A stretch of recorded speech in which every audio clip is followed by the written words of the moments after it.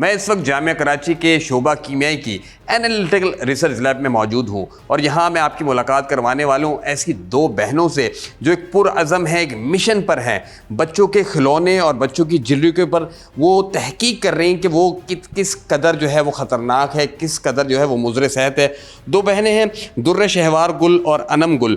पहले दुर्र शहवार गुल से बात करेंगे। दुर्र शहवार, कितने साल कबल आपको ये ख़्याल आया कि इस तरह की रिसर्च करनी चाहिए बच्चों को खिलौनों को लेकर कि अब वालिदैन जो है वो बच्चों का दिल बहलाने के लिए, उन्हें चुप कराने के लिए जिस खिलौने से उन्हें चुप करा रहे होते हैं, दिल बहला रहे होते हैं, वो मुज़र सेहत होता है, कैंसर का बाइस बन रहा होता है, बहुत सारी बीमारियों का बाइस बन रहा होता है। तो कितने साल की रिसर्च है? उस रिसर्च के अंदर अब तक की क्या फाइंडिंग्स रही हैं आपकी? ये रिसर्च का ख्याल तो बहुत पहले से ही था, बचपन से, क्योंकि मुझे खिलौनों का शौक़ था। तो जब हम रिसर्च में आए तो मैंने खिलौनों ही को चूज़ किया रिसर्च करने के लिए, ताकि हमारा जो पैशन है वो हमारी रिसर्च बन सके। और जो एक्सपीरियंस है वो मेरा तकरीबन 2017 से है। मैं 2017 से इसके ऊपर वर्क कर रही हूँ और अब तक के जो हमें रिज़ल्ट मिले हैं वो मिले हैं टॉक्सिक मेटल पे मिले हैं। मतलब हमने टॉक्सिक मेटल पे अपना काम किया है अभी कंप्लीट, और उसमें जो हमारे पास नताइज सामने आए हैं बहुत ही ज़्यादा परेशान कुन भी हैं, बहुत ही हैरान कुन भी हैं कि उसमें हमारे पास लेड और कैडमियम की बहुत ज़्यादा मिकदार जो है वो छोटे बच्चों के खिलौनों में पाई गई है।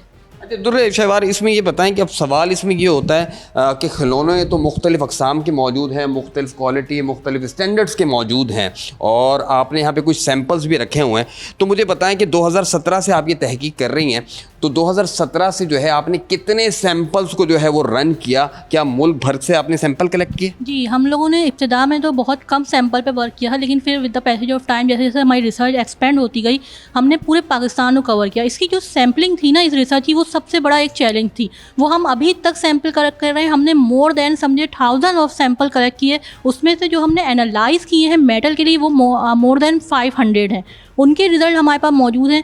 इसकी पूरे काम की जो सैम्पलिंग थी वो एक बहुत बड़ा टास्क था, क्योंकि हमें हर तरह के सैंपल लेने थे, हर जगह से लेने थे। हमें एक कंप्लीट इन्फॉर्मेशन बनानी थी जो आगे जाके एक ऑथेंटिक वे में यूज़ की जा सके। अच्छा ये बताएं कि जो सैंपल्स आपने कलेक्ट किए उसके अंदर क्या क्या फाइंडिंग्स रही? किस तरह के जहरीली धाते या टॉक्सिक मेटल्स मवाद मौजूद हैं? देखिए, हमारे पास जो सैंपल अभी तक हमारे पास जो रिज़ल्ट आए हैं, टॉक्सिक मेटल्स के आए हैं, थैलेट्स के आए हैं, बिस्फेनोल्स के आए हैं और डाइस के आए हैं। लेकिन इस वक्त मैं आपको टॉक्सिक मेटल्स के बारे में सिर्फ बताऊं तो हमारे पास लेड और cadmium, nickel, chromium, zinc, copper, iron और कोबाल्ट बहुत ज़्यादा मिकदार में पाया गया है इन खिलौनों में, और ये बहुत ही ज़्यादा टॉक्सिक भी है।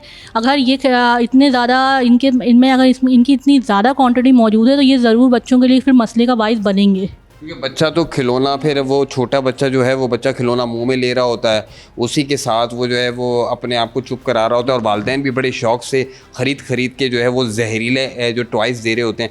तो क्या हल क्या है फिर इसके नज़दीक? क्या ये कोई क्वालिटी का चक्कर है कि हाई स्टैंडर्ड्स जो टॉयज़ होंगे उनके अंदर ये मिकदार कम होंगी और लो क्वालिटी वाले जो खिलौने होंगे ये उन मिकदार उनमें ज़्यादा होगी? देखिए, जो लो क्वालिटी है ना वो तो जाहिर सी बात है कि वो तो है ही जहर। उसमें तो आप ये कह ही नहीं सकते कि उसमें मिकदार है या नहीं है, कि वो बना ही बिल्कुल एक लो क्वालिटी कचरे से बना हुआ है वो, या फिर बिल्कुल रिसाइकिल से बना है या ई वेस्ट से बना है, तो वो तो है ही है। लेकिन जो मीडियम और हाई क्वालिटी है ना, थोड़ा सा उसको भी देखने की ज़रूरत है कि अगर बहुत ज़्यादा हाई क्वालिटी है तो अगर आप कोई बहुत अच्छी जगह से ख़रीद रहे हैं तो आप उसकी सर्टिफिकेशन चेक करें। मोस्टली बॉक्स पे लिखा मार्क लगा होता है बॉक्स पे, या फिर खिलौनों के जो बैक साइड है उस पर एक निशान होता है कि ये यूरोपियन यूनियन से या ASTM से सेटिस्फाई हैं ये खिलौने। तो अगर आप महंगा भी ले रहे हैं तो आप उसको भी चेक करके लें, और जो सस्ता है तो वो तो आप अभी ना ही लें तो बेहतर है। वैसे आम फहम है कि महंगा हो सस्ता हो सबके अंदर जहरीले मवाद की जहरीली धाते मौजूद हैं, ऐसा है? देखें, जो महंगा है ना उसको भी बनाने के लिए तो मेटल तो यूज़ किए गए हैं, लेकिन वो एक क्वांटिटी में यूज़ किए गए हैं, और वो क्वांटिटी एक अच्छे उससे आई है, रिसोर्स से आई है, यानी कि वो किसी रिसाइकिल उससे नहीं आई है। तो ये है कि अगर कोई महंगी चीज़ है उसमें मेटल मौजूद है, लेकिन वो मेटल जो है वो टॉक्सिक लेवल तक मौजूद नहीं है, उसका लेवल कम है और उसकी एक मियाद है। अगर वो कह रहे हैं कि ये खिलौना आपके बच्चे ने 3 साल तक यूज़ करना है या 2 साल इसकी शेल्फ लाइफ है, तो इसका मतलब 2 साल तक तो वो पक्का सही है। क्योंकि पाकिस्तान में गुर्बत की शरह भी बहुत ज़्यादा है, और बच्चे वालिदैन जो अक्सर अपने बच्चों को चुप कराने के लिए ये वाले टॉयज़ का इस्तेमाल कर रहे होते हैं, और ये बड़े नरम जो टॉय है या बड़ी नरम प्लास्टिक है, तो ये कितना नुकसानदेह है जब ये बच्चे के हाथ के थ्रू या वो मुंह में लेता है, तो क्या क्या बीमारियां जन्म हो सकती हैं? ये वाला जो प्लास्टिक है ना, स्पेशली चूचू टॉयज़ इनको कहते हैं, क्योंकि ये बच्चों को 1 से लेकर जो 6 साल के बच्चे हैं उनको मोस्टली यही दिया जाता है चुप कराने के लिए। और ये खिलौने बने हैं पॉलीविनाइल क्लोराइड से, सॉफ्ट से। इसके अंदर जो केमिकल की मिकदार है वो एज़ कम्पेयर टू दूसरे प्लास्टिक अगर जो पॉलीथाइलिन उनसे कई ज़्यादा है, और इससे जो निकलने का रेट है ना कि इससे जो केमिकल हैं वो लीच आउट हो जाएंगे, वो रेट भी ज़्यादा है, क्योंकि ये इसके लीच जब सिंथेसाइज होता है तो इसके अंदर जो केमिकल डालते हैं as a metal stabiliser, as a plasticiser, as a flame retardant, तो with the passage of time जैसे ही वो बच्चा उसको अपने मुँह में लेता है तो थ्रू सलाइवा, थ्रू इंजेक्शन या फिर थ्रू डर्मल कॉन्टैक्ट वो उसकी बॉडी में एब्जॉर्ब होते रहते हैं कि वो इससे निकलना शुरू हो जाते हैं। इस पर हीट पड़ने के बाद इसका मैकेनिज्म ऑन हो गया, इसने लीचिंग करना, आप देखें अभी तो हाथ लगाएंगे इसके अंदर एक चिकनाहट सी आपको महसूस होगी। वो चिकनाहट क्या है, वो मेटल इसके ऊपर लूजली डस्ट की फॉर्म में आना शुरू हो गए। फिर वो जैसे ही बच्चा उसको अपने मुंह में लेगा, हाथ में लेगा, या सारा दिन अगर आप बाथ टब में बच्चों के खिलौने यूज़ कर रहे हैं तो वो पानी के ज़रिए, तो वो हर मैकेनिज्म के थ्रू उसकी बॉडी में इंटर हो सकते हैं। बिल्कुल, आपने देखा कि दुर्र शहवार जो है वो टॉयज़ के ऊपर बता रही थी। अब हम अनम गुल से बात करेंगे और अनम गुल जो है वो हमें बताएंगी कि ज्वेलरी के बारे में। अनम गुल भी जो है वो दुर्र शहवार की बहन है। अनम गुल, अगर आप इधर आ जाएं, और ये अनम गुल की जो है वो यहाँ पे सैंपल्स मौजूद हैं। अनम, कितने सैंपल जो है वो आपने मुल्क भर से कलेक्ट किए हैं और अब तक की क्या फाइंडिंग्स रही हैं आपकी तहकीक मुकम्मल हो गई है? जी, ऑलमोस्ट कंप्लीट है। मैंने 500 प्लस सैंपल जो हैं वो पूरे पाकिस्तान से कलेक्ट किए थे चिल्ड्रन ज्वेलरी के, लेकिन मैंने एनालाइज 300 प्लस सैंपल्स किए हैं और बहुत ही शॉकिंग रिजल्ट्स मुझे रिसीव्ड हुए हैं। मुझे इतना नहीं था यकीन कि इस तरीके से हो सकता है कि चिल्ड्रन ज्वेलरी के अंदर भी जो है वो टॉक्सिक मेटल्स हमें मिल सकते हैं। तो बहुत ही खौफनाक रिज़ल्ट मिले हैं और इसके ऊपर जो है वो गवर्नमेंट को भी एक्शन लेने की सख्त ज़रूरत है। अच्छा अनम, ये बताएं, जैसे दुर्र शहवार ने बताया कि जो टॉयज़ हैं वो तो बच्चा मुंह में लेता है जिससे जहरीली धातें या मवाद जो है वो उसके अंदर जाता है बॉडी के अंदर, और फिर कोई ना कोई ख़तरनाक या मुज़र सेहत बीमारियां जो हैं वो पैदा हो रही होती हैं। लेकिन ज्वेलरी जो है वो तो बच्चा हाथ पे या फिर वो नेकलेस पहनता है, क्या उससे भी उसको बीमारियाँ लगेंगी? जी, बिल्कुल लगेंगी। देखिए, बच्चों को एक तो बहुत शौक़ होता है बनने, जब लड़कियां ख़ास तौर पे छोटी बच्चियां होती हैं कि वो बन सवरें और बड़ा ईद पे भी तैयार हों और वो ज्वेलरी पहने और वो नेकलेस पहने और उनके हाथ में ब्रेसलेट होना चाहिए, रिंग होनी चाहिए।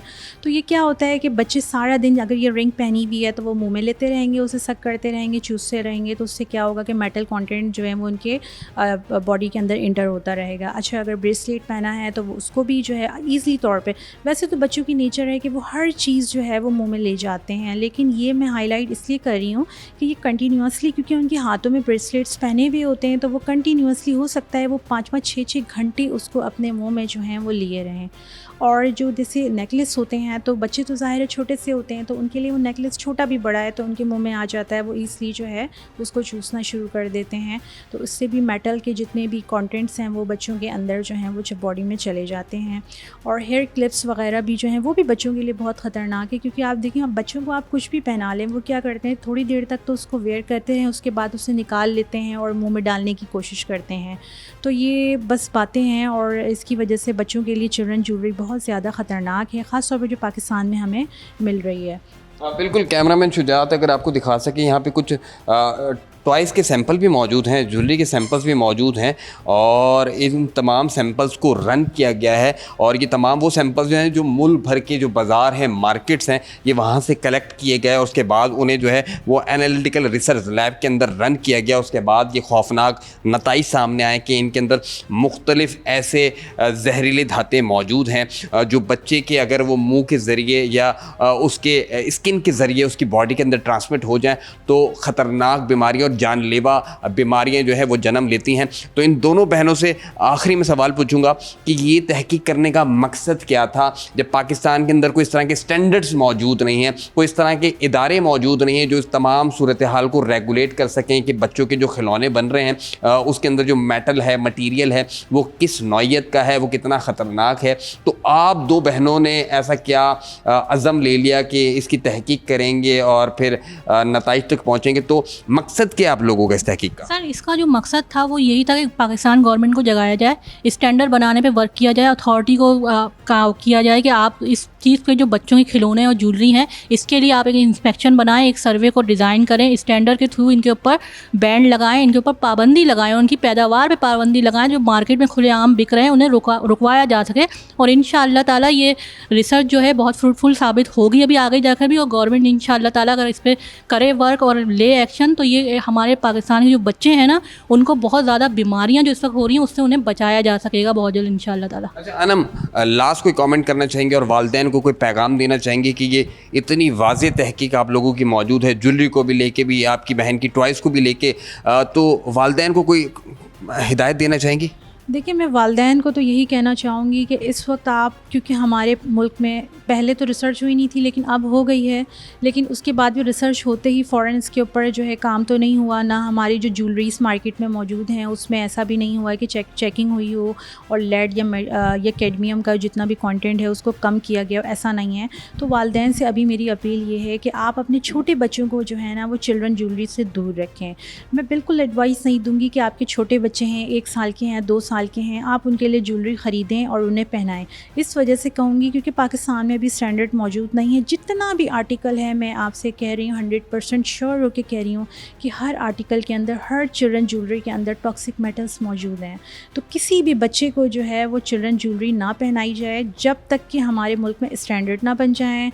और हमारी रिसर्च तो वैसे हो चुकी है, अगर गवर्नमेंट हमसे चाहे तो डेटा ले ले और हमें थोड़ी और फंडिंग अगर हो जाए गवर्नमेंट की तरफ से तो हम इसके ऊपर और बहुत बड़ा जो है पैमाने पे काम कर सकते हैं। बहुत शुक्रिया। आपने देखा दुर्र शहवार और अनम गुल की एक वाज़ेह तहकीक है और उसके अंदर उन्होंने ये चीज़ अब तक फाइंड की है कि बच्चों की ज्वेलरी और बच्चों के जो टॉयज़ हैं उसके अंदर जहरीली धातें मौजूद हैं। और वो वालिदैन को भी ये हिदायत कर रही थी कि इस तरह के टॉयज़ या लो क्वालिटी स्टैंडर्ड्स के जो है वो प्लास्टिक से बने ज्वेलरी और टॉयज़ का इस्तेमाल ना करें, क्योंकि वो उनके लिए जानलेवा भी हैं और मुज़र सेहत भी हैं। और उसी के साथ साथ हुकूमत पाकिस्तान को भी ये वाज़ेह पैगाम दे रही थी कि उन्होंने तहकीक मुकम्मल कर ली है। अब हुकूमत पाकिस्तान चाहे तो उनकी तहकीक को मद्देनज़र रखते हुए इस तरह के जो टॉयज़ हैं या ज्वेलरीज़ हैं उनकी प्रोडक्शन पे भी पाबंदी लगाए और उनकी ख़रीदो फ़रोख्त पे भी पाबंदी लगाए। और इनकी तमाम तहकीक का मकसद ये है कि बच्चे जो हैं वो एक सेहतमंदाना ज़िंदगी गुजर बसर कर सकें।